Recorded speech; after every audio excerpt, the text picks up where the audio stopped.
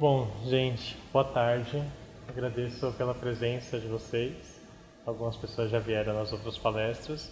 Hoje a gente vai trazer, agora com essa atividade com a Noni, mais um exemplo prático, né, de atividades empreendedoras ligadas à área da biologia, das ciências biológicas. A Noni é bióloga também, formada aqui no Instituto. E, bom, ao longo da palestra vocês vão ver um pouco da trajetória dela e também pensar nisso como um exemplo e também uma oportunidade, né? De como que a gente consegue aliar os conhecimentos acadêmicos com a parte mais de empreendimentos e também com uma vida com mais consciência. Muito grato, Nani, por estar vindo aqui. Obrigada a você, Clebro. Foi um lidar, muito bom voltar para casa aqui. Bom, pessoal, agradeço estar aqui no IB novamente. Fiquei aqui 11 anos, fiz mestrado, doutorado aqui, e aí muito interessante voltar para falar sobre isso, né? Sobre a minha vida atual e o que eu ando fazendo. E confesso que eu fiquei um pouco na dúvida como apresentar, porque assim, eu não me coloco como uma empreendedora, mas assim, se for avaliar mesmo o que eu faço hoje, é uma vida de empresária mesmo, né? Tentar transformar o que eu sempre trabalhei com serviços como autônoma e transformando isso em produto. É muito diferente do que a gente tem a formação aqui. Então, eu acho que para contar um pouco das minhas motivações e como atualmente, né, eu vivo num sítio em São Roque, resolvi voltar para a terra e hoje eu sou produtora rural.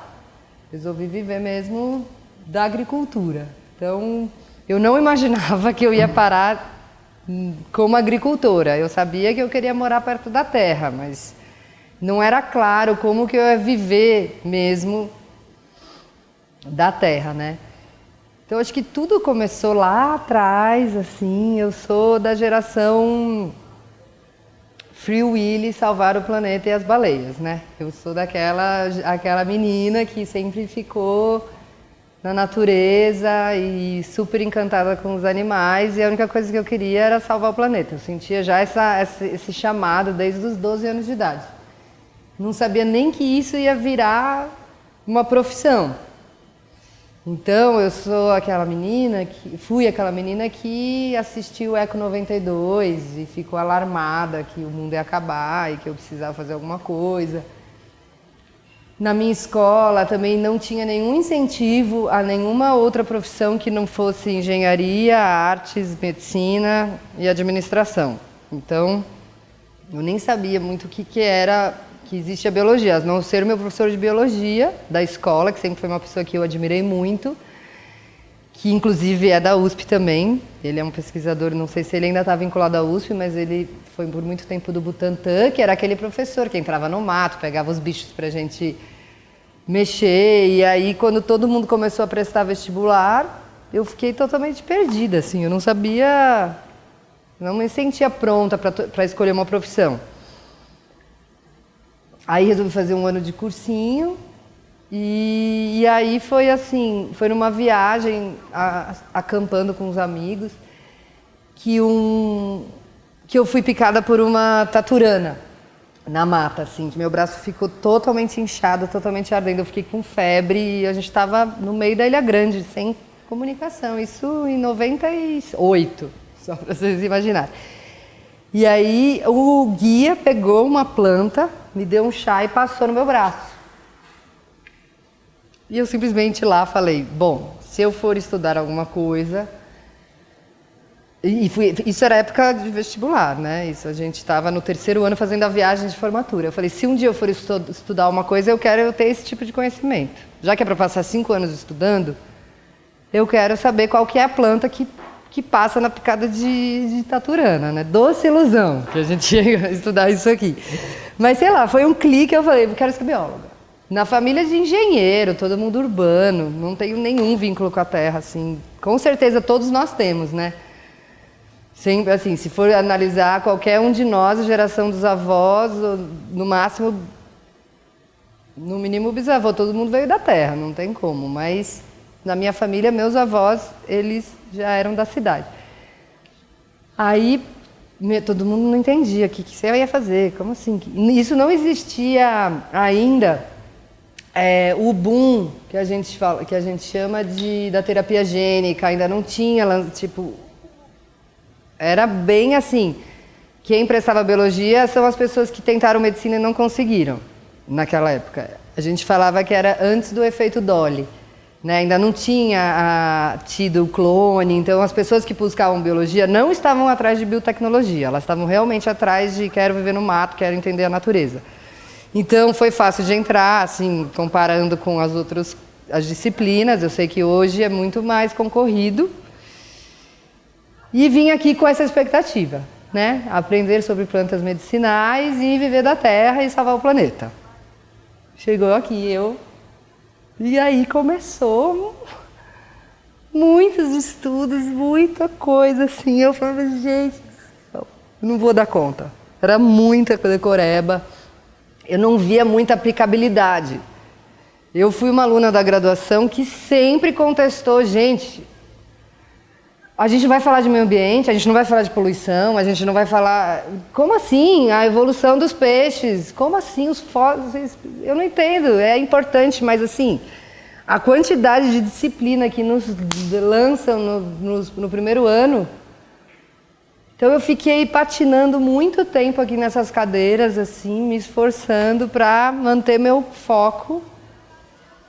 E aí eu conheci o pessoal da agronomia da Exalc, nos encontros, e descobri, já no primeiro ano da faculdade, por sorte, assim, pelos amigos que eu fui trombando, assim, nas viagens, que eu sempre gostei de viajar para perto da praia, perto da natureza.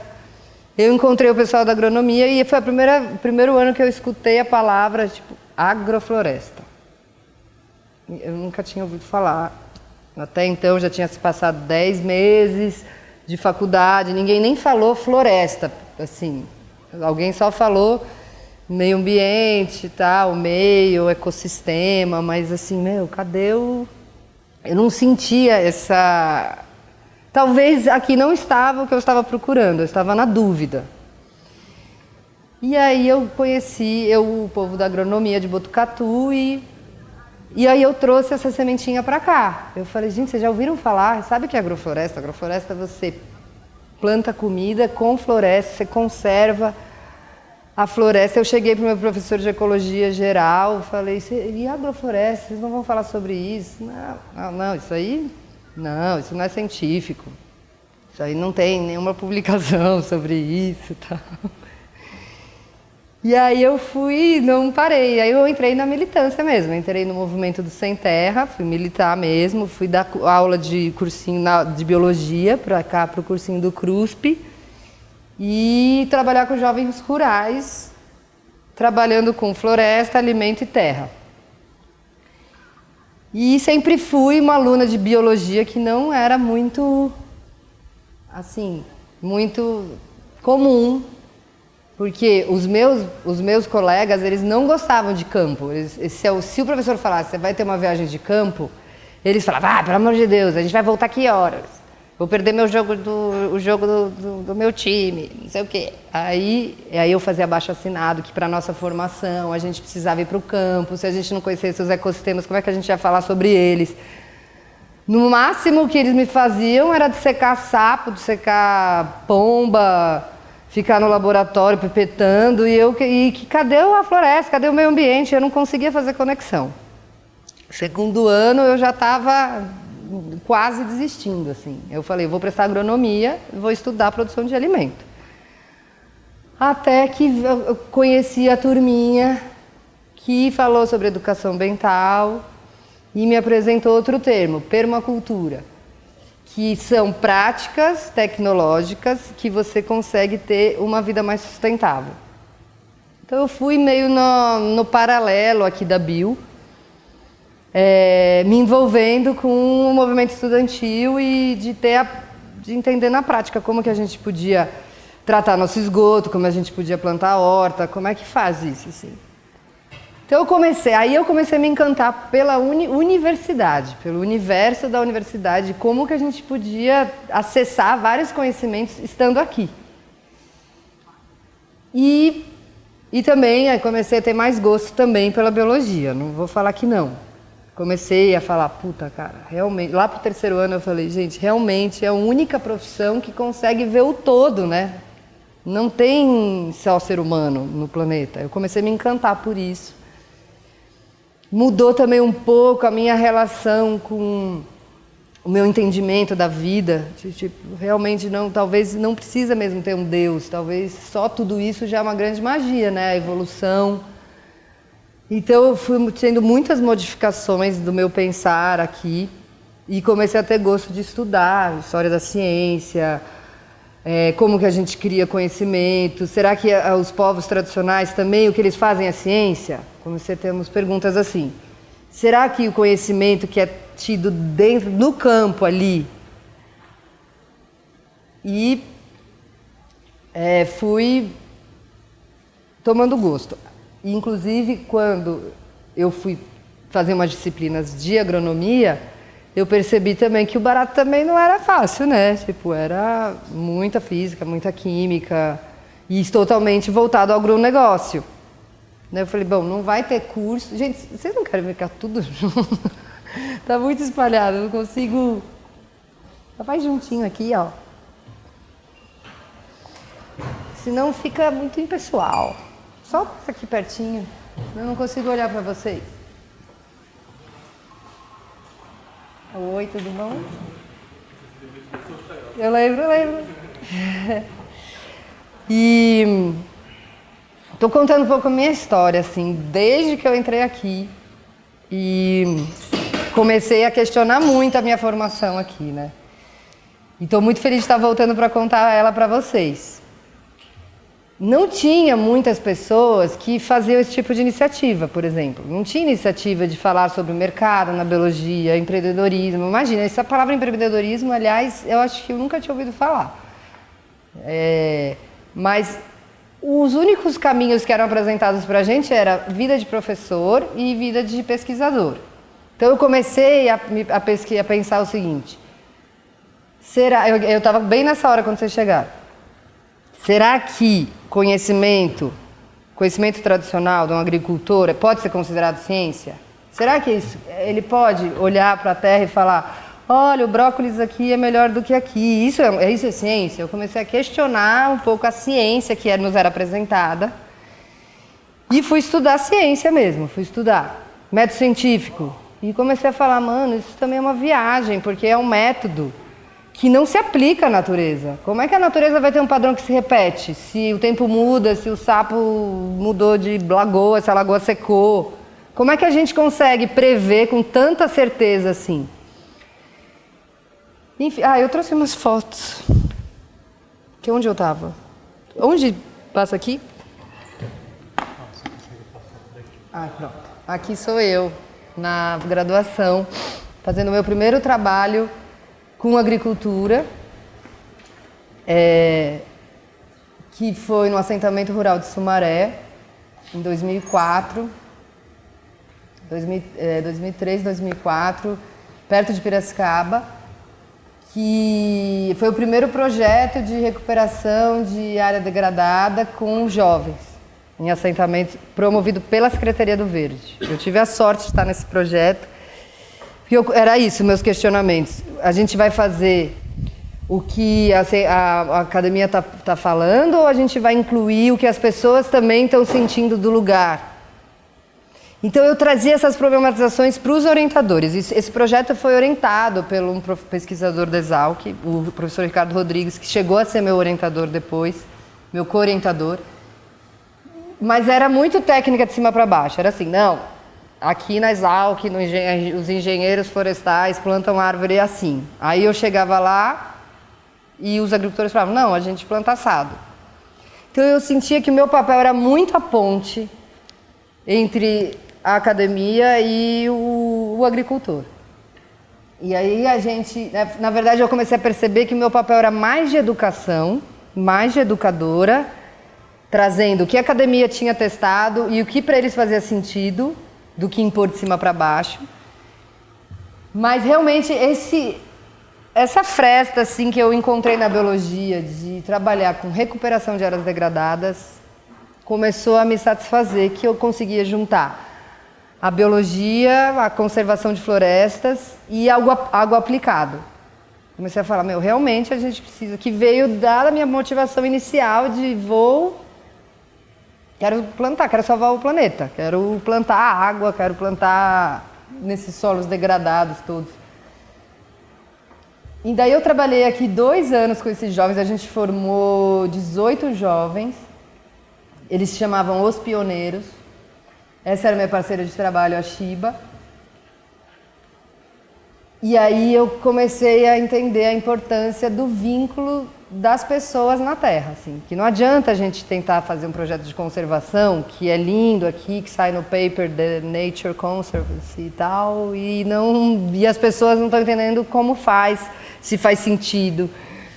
E aí aqui a gente escolhia as áreas que os agricultores, eles mesmos cediam, não era pela Secretaria do Meio Ambiente que escolhiam as áreas, não, eles escolhiam as áreas que eles cediam para o projeto acontecer, então já criavam uma abertura e uma possibilidade, senão essas mudas, elas simplesmente não conseguem sobreviver se o dono da terra ali, o proprietário ou o agricultor, vem sentido no projeto.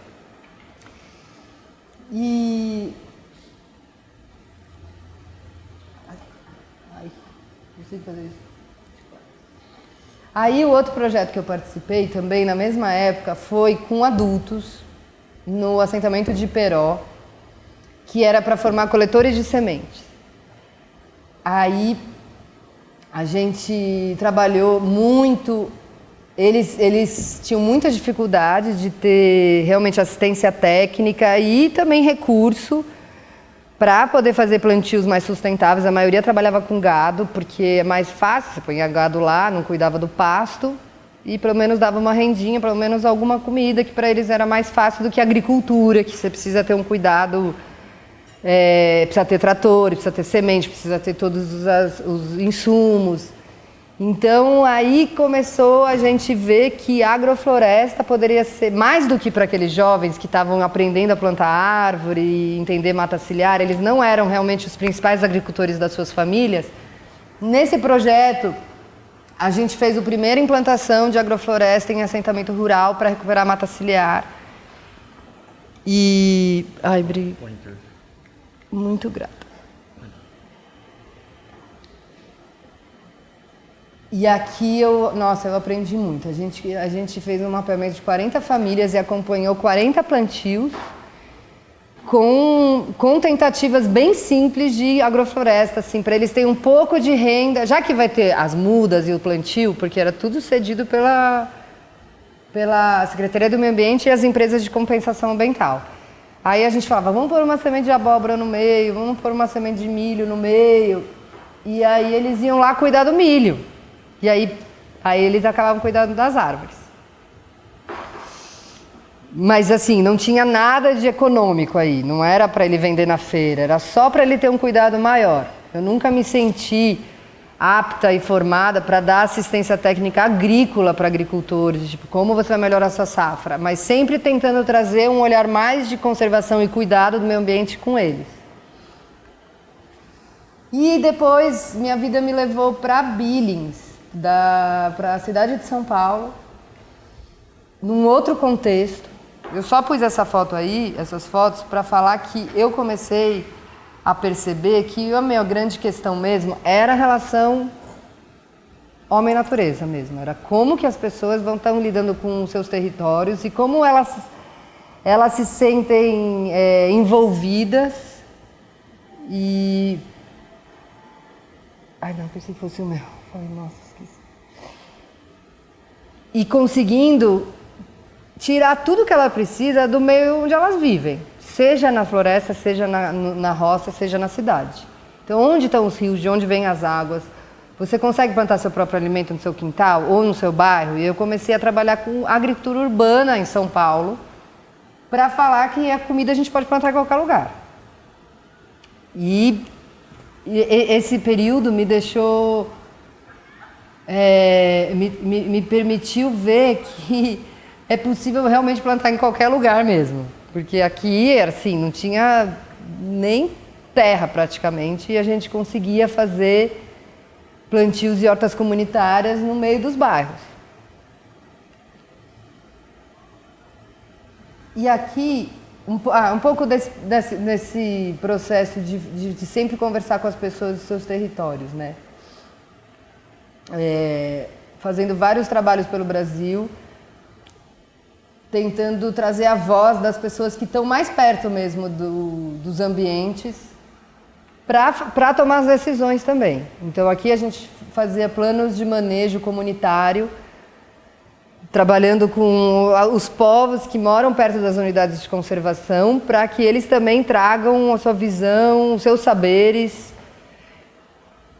Então eu teci assim a minha história quando eu fui pensar o que eu ia apresentar para vocês como eu sempre me senti essa ponte entre o poder público e os povos, entre a academia e o saber tradicional. Como que a gente traz o conhecimento que é gerado principalmente num instituto como esse para ele ser realmente aplicado. E aí eu fui plantar minha primeira roça nesse inteirinho. Essa é a minha primeira roça que eu resolvi também falar, não, beleza, estou falando sobre isso, estou viajando aí, mas eu não sei nem como colhe uma mandioca, quanto tempo dura, como é que eu posso falar de estabelecimento em assentamentos, que as pessoas têm um meio de vida da sua terra, que eu mesma nunca plantei, né? E eu sempre tive muita vontade de estar mais perto da natureza. Eu sempre me senti aqui sempre fiquei sufocada, nunca fui uma pessoa que curti muito São Paulo, assim. Claro que aqui nessa bolha a gente consegue viver mais tranquilo, mas não tenho uma identidade, apesar de ter nascido aqui, nunca tive uma identidade, sempre fugi, como eu contei para vocês no começo, eu sempre estava para fora, né, andando, conhecendo a natureza, ficando mais perto da natureza. Então, esse desejo de ir para o sítio está em mim desde muito nova, muito nova. Isso não vem da minha família, isso vem da minha história mesmo, assim. Não é que eu quis retornar, o que eu me lembro da casa da minha avó, não. Minha família toda é da cidade. Eu resolvi eu mesma fazer esse direcionamento totalmente contrário, porque eu acho que é a jornada da minha história, assim. E aí eu fui para o sítio que pertence à minha família, aqui em São Roque. Por coincidência, estou morando lá agora. Mas, assim, isso aqui foi uma tentativa, assim, experimental de ir para a terra que era a mais próxima a mim, de falar, eu estou sempre caminhando nas comunidades, planto com eles e nunca colhi, na verdade. Porque quando você trabalha em projetos, você vai lá, participa dos mutirões, arruma sementes, faz as oficinas, articula, tal, mas você não participa de todo o processo, né? Você não sabe se realmente quanto que deu, como foi a colheita, como colhe, qual é a época. E eu comecei a ficar muito intrigada com isso. E aí fiz minha primeira rocinha e foi um sucesso. Fiz uma rocinha lá, plantei minha abóbora, minha mandioca, meu abobrinha. E comecei a ter muito gosto por isso e fiz assim, uma hora eu vou morar no sítio. Não sei o que isso vai ser, se vai ser minha casa de campo.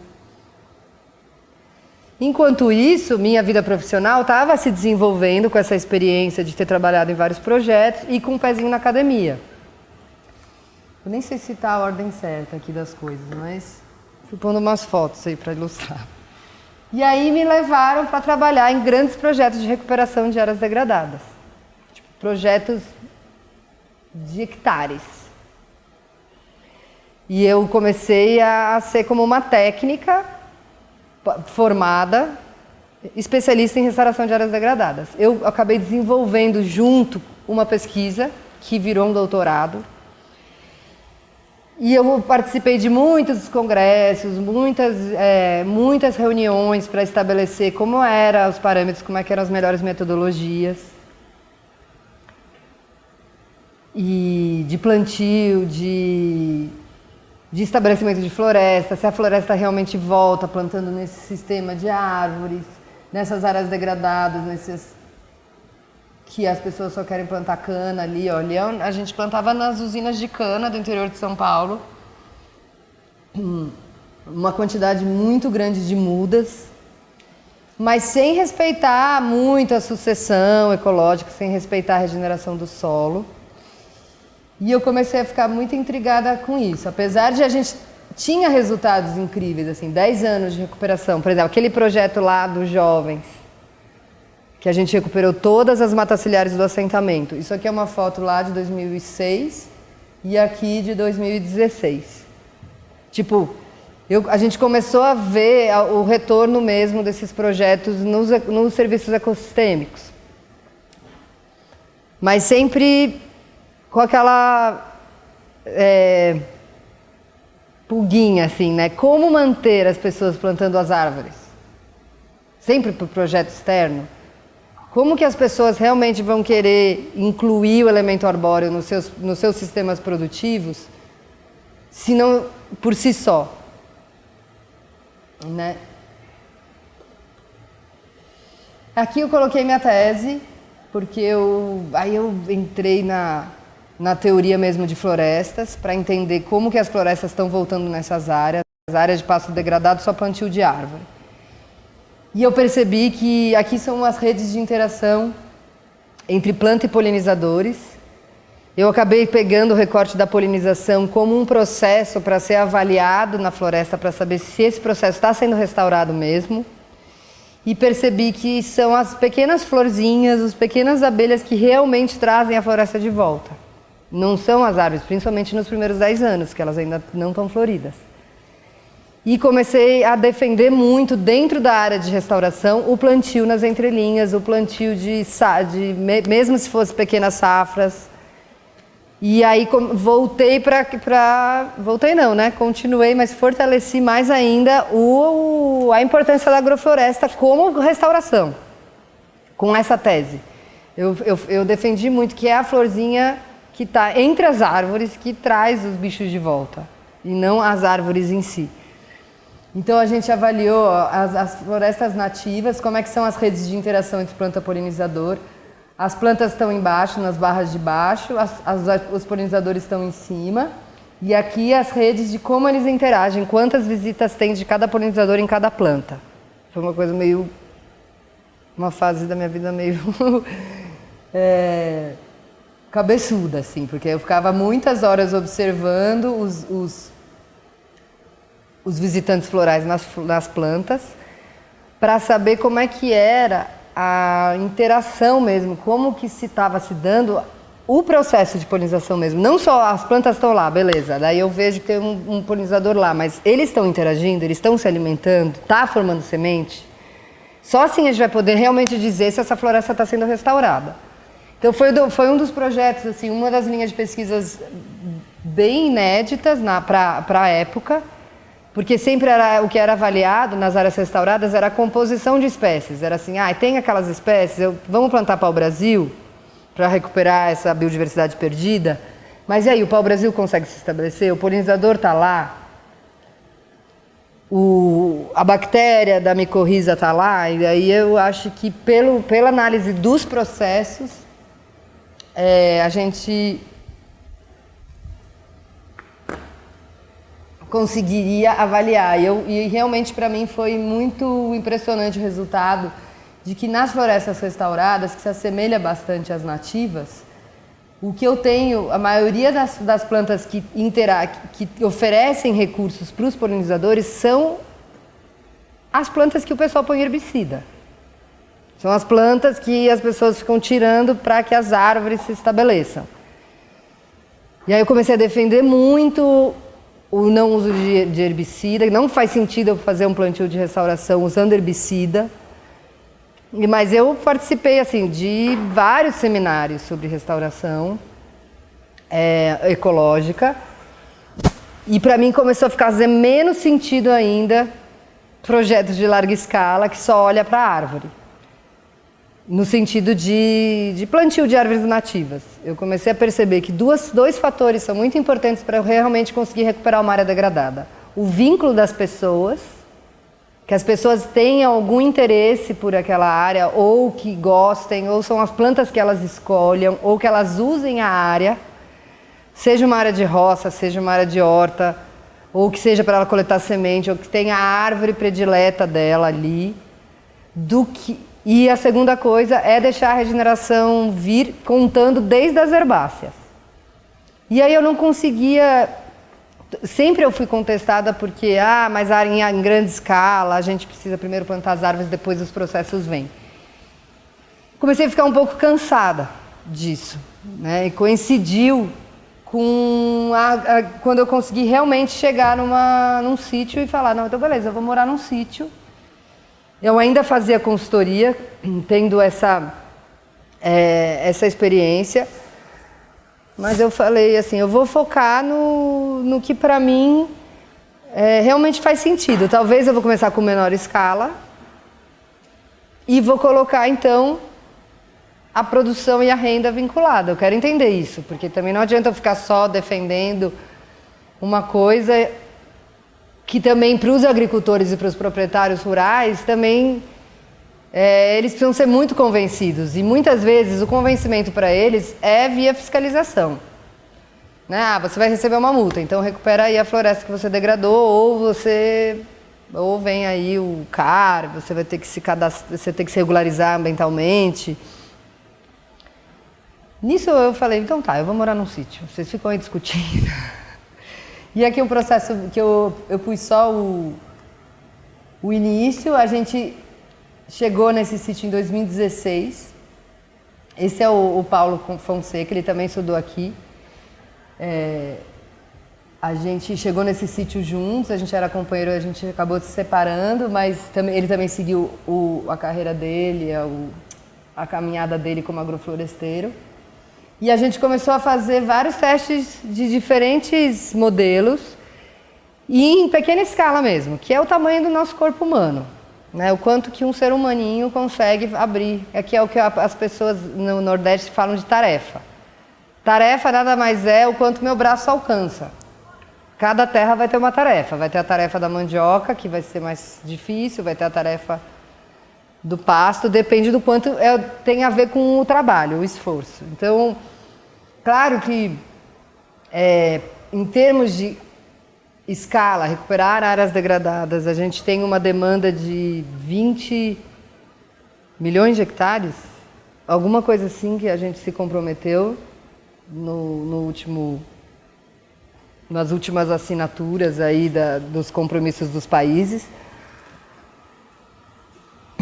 para conseguir manter o mínimo de serviço ecossistêmico viável no planeta. E realmente a gente tem que pensar em tecnologias de larga escala. Mas para mim eu resolvo isso numa sacada. Quer larga escala? Distribui terra, mano. 1000 terrinhas, 1000 pessoinhas, muitas pessoinhas fazendo pequenas escalas. Você chega na larga escala. Agora não. Uma usina quer recuperar 100 hectares por ano. Com empresa, com grana. Sabe quanto custa para recuperar nesse sistema 1 hectare de floresta? Um projeto de restauração, de recuperação de área degradada, quanto custa? Vocês têm noção? Isso é tabelado, Secretaria do Meio Ambiente. Empresas conveniadas à Secretaria do Meio Ambiente, precisa recuperar. Custa R$20 mil. Sem nenhum retorno econômico. Nenhum retorno econômico. Você só vai gastar, você vai ter que ter um custo de manutenção dessas árvores por 2 anos no mínimo. E sabe como é que é esse custo? Está incluindo uma manutenção por 2 anos, tá? 20 mil reais de plantio e manutenção por 2 anos, só com plantas nativas, com uma equipe fazendo lá na sua propriedade. Tem milhões de empresas, um monte de biólogo trabalha nessas empresas de consultoria. Isso por mês ou ao longo de... Os 2 anos, 20 mil reais. Você entregar para a secretaria e falar, pronto, aqui está a área recuperada, com aplicação de herbicida a cada 3 meses. O proprietário não está nem aí para a área, ele só está cumprindo a fiscalização. Essa área não se torna produtiva. E o solo, pior, o solo não está sendo regenerado, porque é tudo com NPK. E eu tô falando porque eu trabalhei de dentro. Então eu comecei a falar, tá, eu quero recuperar o planeta, eu quero recuperar solo, eu quero produzir comida, eu quero recuperar a biodiversidade. Nesse sistema de recuperação, de reflorestamento, de nativa, não me convence mais. E ainda eu fiz a pesquisa para mostrar que tudo que volta é a natureza que está voltando. Não adianta ficar pondo 20 mil reais. É uma máquina de dinheiro, sendo que esse dinheiro podia estar sendo investido em um monte de agricultores e gerando renda, retornando, nem que se fosse um financiamento, por exemplo. Pega o BNDES, te dá uma grana para recuperar, mas aí você vai, se você puder plantar espécies comestíveis, você vai podendo retornar e vendendo. Ou mesmo que sejam nativas, né? Nativas comestíveis, sei lá, algum plano econômico. E aí isso, né, faz 4 anos que a gente começou a fazer esses testes mesmo de produção. E hoje eu não tenho dúvidas que esse é o caminho, assim. Caminho de você recuperar um solo. Aqui a gente usa adubação verde para preparar a terra, foi a adubação verde de inverno. Aveia preta, nabo forrageiro e ervilhaca. Aí quando ela floriu, aí a gente tira toda a palha e começa a preparar a terra. O Clê estava aqui nesse curso. Foi a única área que eu consegui ter todo o acompanhamento. E aí a gente faz o sistema em linha, plantio, colocando madeira e folha no solo, porque você só recupera solo se uma floresta caiu no solo, né? Todo mundo sabe como a floresta funciona. A gente sabe como esse planeta funciona. Esse planeta ele funciona com algumas leis. Sucessão ecológica, não tem como negar, né? Uma espécie substituindo a outra. Ciclagem de nutriente, que é quando uma planta morre ou um animal morre, ele vai ser decomposto e esse nutriente volta para a terra. E biodiversidade, não dá para contestar, são 3 leis. São 3 leis. O planeta funciona com complexidade, ele sempre tende a uma complexificação, ele vai tender a uma parada que vai virar uma floresta, invariavelmente. Se a gente pensa numa economia que não anda com isso, a gente sempre vai gastar mais dinheiro e vai se esforçar mais para brecar uma corrente que é assim que ela acontece. Então é isso que eu tenho passado para os agricultores. Passar por material como acontece na floresta, só que de uma forma organizada e sistemática. Madeirinha no solo, plantio de árvores, serrapilheira, pega a serrapilheira da floresta, vai lá, tritura o material, tritura para fazer agricultura sustentável, você não vai mais gastar em insumo. Linha de horta, linha de árvore, irrigado, porque a gente não pode também depender só das mudanças climáticas. E lá e vai vindo a abundância da vida. Aqui tem mais de 100 espécies. Área pequenininha experimental, tá? Foi a primeira área experimental. Hoje a gente tem 13 dessa lá no sítio. E todas as sucessões, né? Então é desde a horta, então vamos voltar lá. Aqui, momento horta, tá tudo plantado ao mesmo tempo, tá? Tudo foi plantado. Árvore, roça, horta, erva medicinal. Tudo ao mesmo tempo. Aí tirou a horta, começa a vir a roça. Respeitando o quê? A sucessão. Não precisa pôr mais adubo, nunca mais você põe adubo. Aí colhe o milho, colhe a mandioca, colheu o alface, colheu o rabanete, colheu rúcula, colheu brócolis, colheu berinjela, colheu quiabo. Depois vem as árvores. Aí vem as árvores, aqui a temoia, banana, eucalipto. Embaixo tem manjericão, alecrim, tem todas as medicinas também. Aí colhe a mandioca, vem a banana, colhe a banana. Agora eu não tirei as fotos mais atuais, que eu já estou colhendo laranja. Laranja é a temoia, né? Faz 4 anos. Aí refaz ainda, melhor ainda.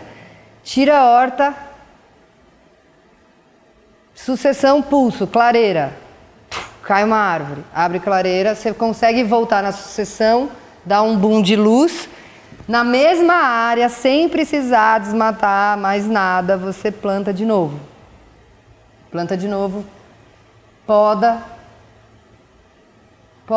volta material que você mesmo plantou para adubar. Aliás, a banana e o eucalipto estão aqui para adubar, tá? Não é para tirar a madeira no final. Madeira no final é só um bônus para você fazer um palanque, para você fazer uma cerca, um balanço, qualquer coisa. E poda eucalipto. E mais um ciclo de floresta. Aí você pode, dentro desse ciclo, se você podar direitinho nas épocas certas, você consegue plantar no mesmo canteiro 3 ciclos de horta até a mandioca. Ou seja, é mais ou menos 2 anos. A mandioca mais ou menos 9 meses. No mesmo canteiro, com a mesma, e só aumentando a quantidade de vida, a quantidade de nutriente. Numa área dessa, em 3 meses, você paga a implantação. Você paga a implantação só com a venda dos 3 meses de safra, que é rabanete, rúcula, alface e couve. 3 meses, máximo lá já está dando um brócolizinho, salsa e cebolinha. Tô simplificando, você pode plantar 1 milhão de coisas que nasce e colhe em 3 meses. Então, com isso que você vendeu, nessa área de 200 metros quadrados, você já pagou a mão de obra de implantação, as mudas das nativas que estão aí no meio, que vão ser o cedro, o jequitibá, que vão estar aí. Enquanto isso, o adubo de inicial, o esterco, o iorim, a gasolina para trazer o material. Então você já pagou a implantação. Depois é só a entrada.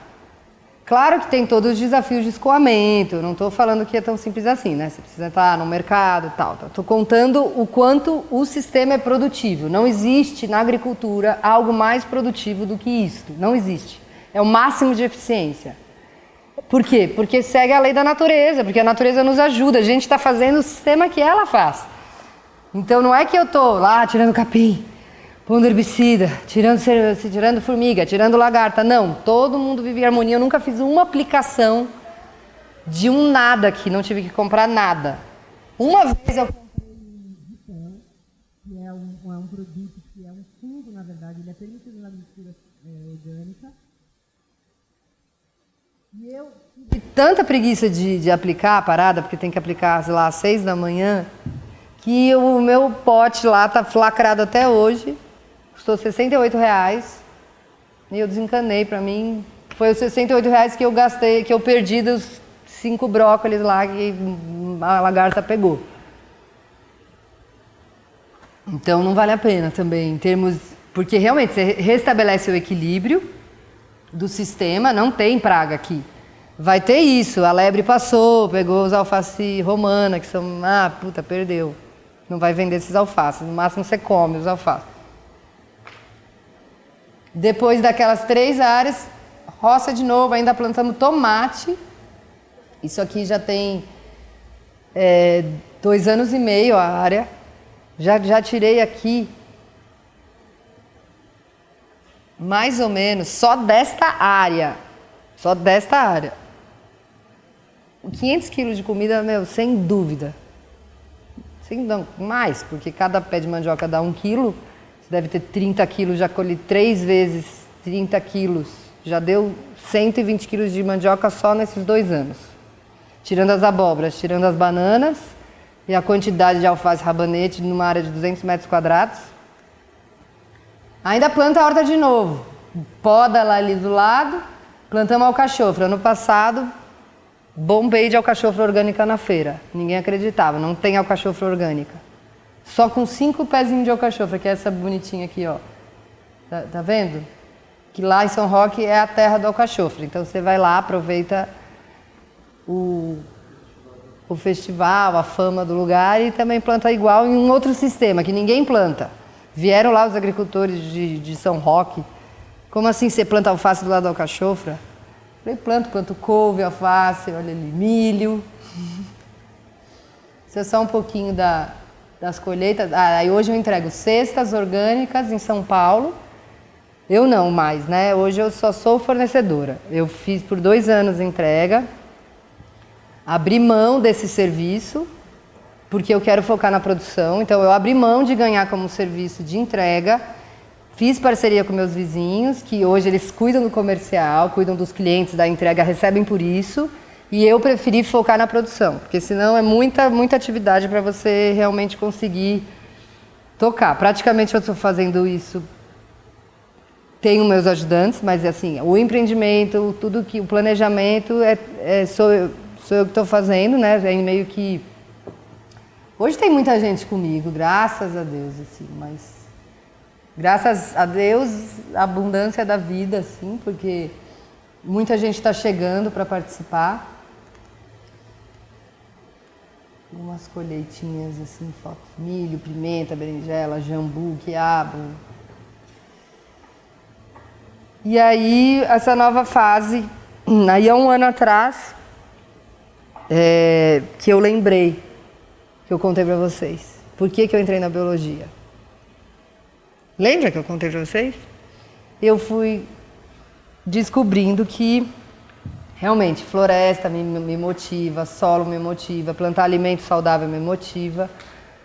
Mas de repente, num processo pessoal meu, de cura pessoal, de vida, no momento de vida, eu percebi que eu comecei a me abrir para um outro universo, que são as plantas medicinais.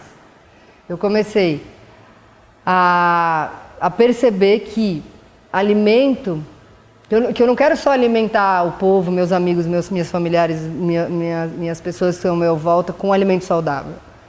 Eu comecei a perceber que o alimento é saudável quando ele realmente te traz um bem-estar e te cura no que quer que seja, dependendo do seu problema, corpo físico, emocional, mental. Eu comecei a perceber que o alimento, claro, a gente tem que produzir alimento, a gente tem que regenerar esses solos. Mas que o alimento, ele... aquela frase, até eu pintei a frase na minha cozinha, porque eu comecei a entender mesmo que o alimento é o seu remédio e o seu remédio é o seu alimento. E eu comecei a plantar muitas plantas medicinais em volta da minha casa, como uma forma de conhecer elas, entender as propriedades delas. E minha vida começou a mudar muito, porque eu abri uma frente de trabalho que eu nem sabia também que eu ia trabalhar com isso, desenvolver trabalho com cura mesmo. E hoje, além da produção de alimentos orgânicos, entrega de cestas, participação de feiras, eu tenho um laboratório de plantas medicinais, onde eu seco as ervas e também produzo óleos essenciais. Eu faço a destilação dos óleos essenciais pelas plantas que eu mesmo planto. É muito pequenininha a produção, eu ainda nem comercializei o óleo em si. Ainda é uma brincadeira de você começar a se encantar pelo universo das plantas, que é a alma delas, né? Você extrai a essência dela e não tem mais uma propriedade física, né? Não é assim, dente de leão faz bem para o estômago, então vai lá e age um princípio ativo no estômago. Não, o óleo essencial, ele atinge outras esferas do sistema nervoso, só pela aromaterapia, então é uma outra abrangência de cura que as plantas proporcionam. Então eu comecei a trabalhar e comecei a perceber que um dos gargalos é a produção de plantas medicinais orgânicas e muito mais agroflorestais que estejam dentro do seu ecossistema. Porque mesmo o olhinho lindo, o olhinho de lavanda delicioso, que muita gente já estão substituindo o ansiolítico por óleo de lavanda, o que é muito bom. A lavanda já é vendida em farmácias com cápsulas, porque realmente o princípio ativo dela é maravilhoso, quem tem problema de insônia. Só que os monocultivos de lavanda, eles usam agrotóxico, eles usam sistema convencional de produção. Eu comecei a me preocupar com isso também, peraí.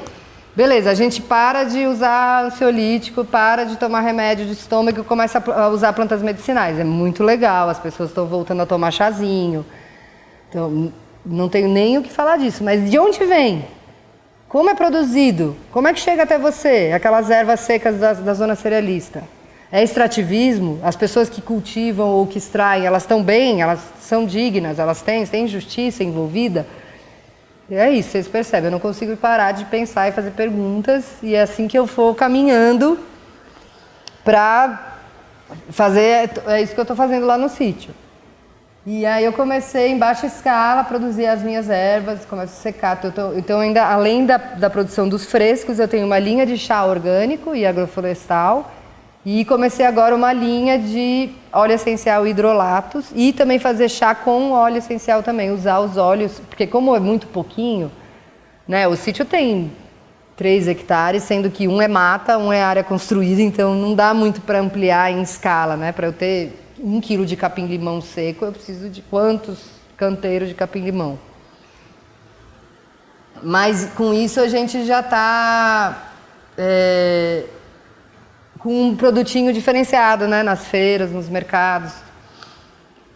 E participo. E também faço os beneficiados dos produtos excedentes da produção. Que também não era muito a minha praia culinária. Mas sei lá, faz lá, pica a berinjela que tem furinho, põe na assadeira, põe num potinho. É isso, assim, eu não imaginava que eu ia sair da biologia militante e ia virar produtora, porque isso para mim é muito novo, né? Eu não sou uma pessoa administradora, não tenho muito planejamento, mas transformar o seu serviço, o seu conhecimento em um produto que tem validade, de chegar na feira. Eu não sei, eu sinto que a geração de vocês tem muito mais essa familiaridade do que a minha. A minha achava mesmo que a profissão ia salvar a sua vida. Hoje em dia vocês estão percebendo, né? Tudo degringolando, ou se vira.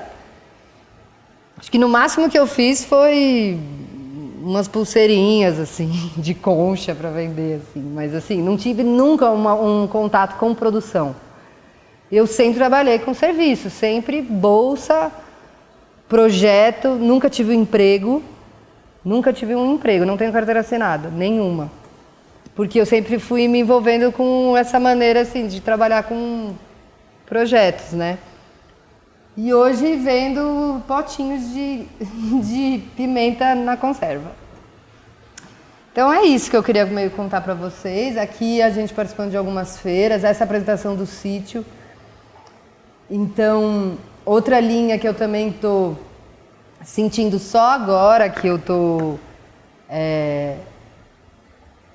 nesse último ano, assim, mais segura, mais confiante, né? Porque a difusão do conhecimento ela é consequência da experiência. Então, por muito tempo, eu não me sentia, por mais que eu tivesse estudado na universidade, feito pesquisa, eu não me sentia à vontade de falar de agrofloresta. Eu falava, não, agrofloresta na teoria não tem nada a ver com agrofloresta na prática. Agora, depois de 4 anos de plantando e vivendo disso, hoje eu dou curso de agrofloresta. Então, vivências, e aí também tem sido uma outra faceta do meu negócio, olhando todo o sítio como um negócio, que é a difusão do conhecimento. Então, hoje eu recebo universidade, recebo escola, e dou cursos, várias vivências acontecem lá. Várias pessoas, por exemplo, têm ideias. Eu sou professora de yoga. Posso dar uma aula de yoga no seu espaço e você fala um pouco de agrofloresta? As pessoas estão procurando isso. No fundo, o que elas querem é um pouco de bem-estar, um pouco de conexão. Então, essa diversificação da atividade no sítio que está permitindo eu viver só dele. Mas não é só da produção, entende? Se eu fosse uma produtora orgânica, eu nunca ia... Eu não tenho espaço para isso, eu não tenho escala, é muito pequenininho, mas eu estou conseguindo manter essas 3 frentes, né? Produção, beneficiamento e educação. E que, na verdade, essa sou eu sou tudo isso, né? Eu sou pesquisadora de formação e aí sempre fui educadora, então eu adoro falar sobre isso, adoro. Na verdade, fui eu que me convidei para cá, viu? Foi mesmo? Foi. Eu me convidei porque falei, gente, não, eu vou lá falar para esses alunos da biologia, vamos plantar agrofloresta. Então, é isso. E vocês são bem-vindos, né? Alguns de vocês já foram lá. É bem pertinho. E tem um aluno aqui do Taiobas que está fazendo iniciação científica lá. Então, eu estou achando muito massa também. Porque também, de certa maneira, eu consegui retribuir minha formação de pesquisadora, porque eu nunca publiquei nada. Eu falei, gente, não, mais 6 meses aqui, sem bolsa. escrevendo artigo científico. Ainda mais agora, eu não sei como é que o povo está conseguindo sobreviver. Precisa mesmo fazer compota mesmo, de doce, produzir seu próprio alimento, porque tá uma crise desvairada, que dá muita tristeza mesmo a ciência. Então a ciência tem que andar com aplicabilidade, assim, aplicação, né? Saber como é que a gente resolve esse monte de problema que a gente mesmo gerou. Então, eu sei, sem criticar a pesquisa básica, ela é super importante, porque precisa saber o nome da borboleta para eu poder falar de rede de interação no agrofloresta. Só que a gente precisa ver jeitos que tenham retorno econômico, né? Que não dependa só de... Mas que não seja de empresas, né, da indústria, que também tem um olhar só do lucro. Mas que traga respostas e melhorias no meio de vida das pessoas, da saúde, da comida, da terra. É isso que eu sinto falta, é como se... Eu sempre fui muito preconceituosa, assim, de dinheiro de fora, ciência que traga renda. Não, isso aí é o mundo corporativo entrando na universidade pública. Eu acho que a gente tem que tomar cuidado com isso. Mas hoje, como produtora, se não tiver um retorno... É muito difícil. Como é que você vai ficar a vida inteira pesquisadora recebendo do governo, que o governo não está nem aí para a gente? Então, se a gente não fizer por nós, usar a estrutura pública do conhecimento para também trazer soluções e ajudar as pessoas e nós mesmos a ter nossas rendas, porque não vai ter emprego. Bom, eu não fui por esse caminho e sou muito desse caminho da autonomia. Produzir a própria comida, a própria medicina e nos organizarmos. Nos organizarmos melhor, porque também ficar reclamando que não vem, a gente precisa, assim, a gente tem a ferramenta, a gente tem o conhecimento, a terra está aí precisando, é só ajoelhar e falar, terra, estou com você, a terra vem, ela vem, é muito simples, é uma aberturinha que a terra só olha o seu coração, ela fala, se você tiver uma boa intenção, vem. Então... Vocês são bem-vindos a conhecer aqui pertinho, tá? Na Raposo, quilômetro 47. Estamos lá, a gente tem vários desafios, né? Tipo, mas tem caminho para quem quer plantar. Eu vim aqui falar isso para vocês, gente. Se vocês quiserem plantar e viver da agricultura, o mundo está precisando de gente que queira plantar. Porque só falta gente na terra. Né? As pessoas elas estão querendo aqui na cidade que as máquinas plantem para a gente. Comenta um pouco sobre a questão dos treinamentos que tem lá desse sistema. Então, os cursos, eu estou dando curso de agrofloresta focada em horta, como plantar a sua horta nesse sisteminha, que é aquele passo a passo que vocês viram. Agrofloresta focada em fruta, agrofloresta focada em plantas medicinais. Porque o sistema, ele não é uma receita. Se você entender como a sucessão... Ainda mais a gente biólogo, a gente entende mais fácil, assim. As pessoas que vêm de outras áreas, elas têm mais dificuldade, mas não é requisito.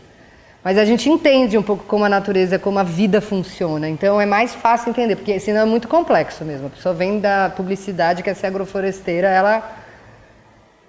ela tem muita mais dificuldade. Inclusive porque a gente planta semente... Eu estudei botânica, então eu consigo identificar as plantas com muita facilidade. Isso é um outro curso que as pessoas estão me exigindo, identificação botânica na agrofloresta. Tipo, coisas básicas, o que é uma leguminosa?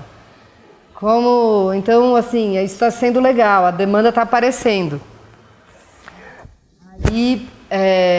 Agora, esse curso de agrofloresta medicinal é o curso que as pessoas estão mais encantadas, porque fala de cura, então o público mudou.